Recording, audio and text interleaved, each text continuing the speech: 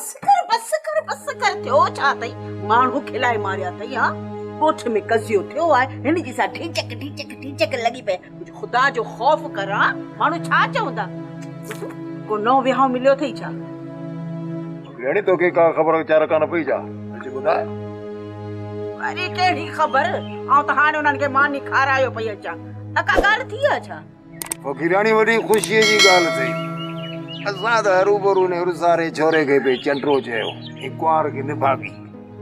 सची ॻाल्हि ॿुधाए उर्स वारे छोकिरे जी शादी जुमे जे ॾींहुं ई थी थी जुमे वारे ॾींहुं खुदा कर ऐं जुमे जी राति त अदे ईदन जे घर जुमाणो आहे फ़कीराणी बिरादरीअ में इहो फ़ैसिलो थी वियो आहे ख़मीस वारे ॾींहुं सुबुह जो जुमाणो कंदा सूअ लाहींदा जुमे वारे ॾींहं खां विहाउ शुरू थींदो ऐं छंछर वारे ॾींहुं सुबुह जो गोॾो करणो हाणे आई न ॻाल्हि सम्झ में तोबा हाय आई याद ईदन वीचारे सां ॾाढी नाजाइज़ी और जो जवान जमान पुट मो फ़कीराणी इहो ईदन ऐं वलण पाण में गॾिजी फ़ैसिलो कयो आहे बाक़ी बचियल कान त मुर्गो वनवा मां कुंवार पे उथारी ईदन वेचारो छा करे वेचारो मजबूर थी पियो तो खणी हा कई हूंदुसि ठीकु आहे अल्लाह वॾो आहे तोबा बराबरि जाड़ो खान कंहिंजे रिठुनि सां आहे तॾे ते रुगो न आयो लंघण जे महिल बि इहो चोरो मवालनि जे टोले सां नज़र आयो 4 पटोड़ा भत जा चटु करे जो थियो त पोइ त बाबा मूंखे नज़र ई कोन आयो मूंखे हिन जाड़े खान जी कहिड़ी ख़बर आऊं त दे ईदन वारनि जे घर हुयसि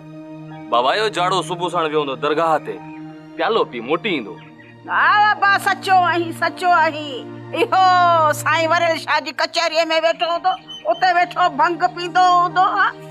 पाणे इहो शाम जो धिका खाई मोटंदो फ़कीराणी इहो जेको वरेल शाह बादशाह आहे इहो को चरस ऐं भंग पीअण वारो मुर्शिद थोरो ई आहे इहे छोरा टाटर हुन जे साम्हूं त सिगरेट जो सूटो बि न आहिनि हणंदा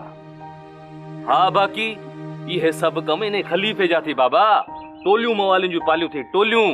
इन जाड़े के भी खराब करण में इन्हनि मवालिन जो हथ आहे बाबा इन जाड़े खान जो सुधरण सही ॾाढो मुश्किल आहे वो चवंदा आहिनि न रिढा ॾो रबाब वॼाईंदे वरे थिया पर रिढ जी ॿोली ॿे या त चवां जमादार ॿुढे खे त को सट को चाढ़ेसि मन सुधरी पए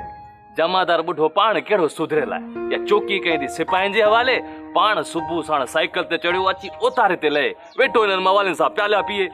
भला इहो पंहिंजे पटे भाइन खे की जलींदो हाणे बस कर छॾ ने जाड़े जी पचार सॼो ॾींहुं किरकिर लॻी पई अथई केॾांहुं वेंदो छोरो इहो धिका थाबा खाई वरी घर मोटी ईंदो इन राणे खान बि सुबुह खां वठी राति ताईं कमु कयो मां बि तॾे ते वेही कुकड़ थी वियुसि वेठो तो यार उबासियूं ॾियां उन भागो छोरो न वञी तॾे ते वेहां त वञी घड़ी खनि आराम कयां त पोइ बस कर न तूं अॼु तूं आराम कर राणो पाणे तॾे ते वेंदो तूं हाणे ईअं कर अंदरि वञी रेली विछाए घड़ी खनि मां तेल सिधी कयां ऐं हा तोल वठो ओॾे टंग घणो न वॼाई माण्हू न वॼाई